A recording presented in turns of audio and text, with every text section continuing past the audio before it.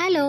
നേരത്തെ മുടി ഉണ്ടായിരുന്ന സമയത്ത് സ്ഥിരമായിട്ട് ചെയ്തുകൊണ്ടിരുന്ന ഒരു കാര്യം, അതുപോലെ തന്നെ തല മൊട്ടയടിച്ചതിന് ശേഷം മുടിയൊക്കെ കിളുത്ത് തുടങ്ങിയപ്പം 1, 2 തവണ ചെയ്തൊരു കാര്യമാണ് ഇന്ന് ഞാൻ കാണിക്കാൻ പോകുന്നത് കേട്ടോ.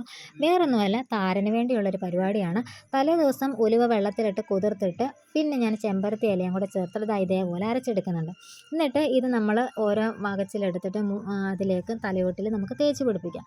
ഒരുപാട് ഡ്രൈ ആയിട്ട് പോവാതെ അതിന് മുന്നേ നമുക്ക് കഴുകി കളയാം. ഒരു 1, 2 മിനിറ്റ് നമ്മൾ തലയിലൊന്ന് വെച്ചിട്ട് നമുക്കൊന്ന് കഴുകി കളയാവുന്നതാണ്. അപ്പം അന്നേ ദിവസം ഷാമ്പു ഉപയോഗിക്കാതിരിക്കുന്നതാണ് കുറച്ചുകൂടെ നല്ലത്. ഞാൻ അന്നേ ദിവസം ഷാമ്പു ഇടത്തില്ല. അത് കഴിഞ്ഞ് പിറ്റേന്നോ അല്ലെ 2 ദിവസം കഴിഞ്ഞിട്ടായിരിക്കും തലയിൽ തേക്കാറുള്ളത്.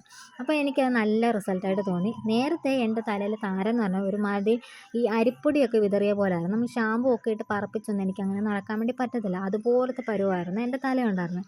അപ്പോൾ ഒരുപാട് മെഡിസിൻസൊക്കെ കഴിച്ചു, ഉള്ളിലോട്ടും കഴിച്ചു, പുറമേ തേച്ച് ഷാമ്പൂ ആയിട്ടും പിന്നെ അതുപോലെ തന്നെ ആയുർവേദം ഒക്കെ ഞാൻ പരീക്ഷിച്ചു.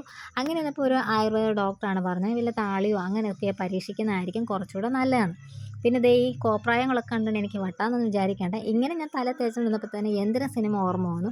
അതുകൊണ്ടാണ് ഇങ്ങനെ വെച്ചത് കേട്ടോ. എനിക്ക് വട്ടാന്നൊന്നും വിചാരിക്കല്ലേ.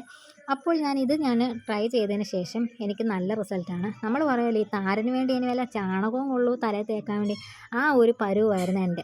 തൈരുമൊക്കെ ഇടയ്ക്കൊക്കെ തേക്കാറുണ്ട് കേട്ടോ. പക്ഷേ ഇത് ഞാൻ അവസാനം നിക്കക്കള്ളി ഇല്ലാതെ രണ്ടും കൂടെ ഇട്ട് ഞാൻ അരച്ച് ഞാൻ തേച്ചു. അടുപ്പിച്ച് മാസത്തിൽ 2, 3 തവണയായിട്ട് ചെയ്തു. എനിക്ക് നല്ല റിസൾട്ടാണ്.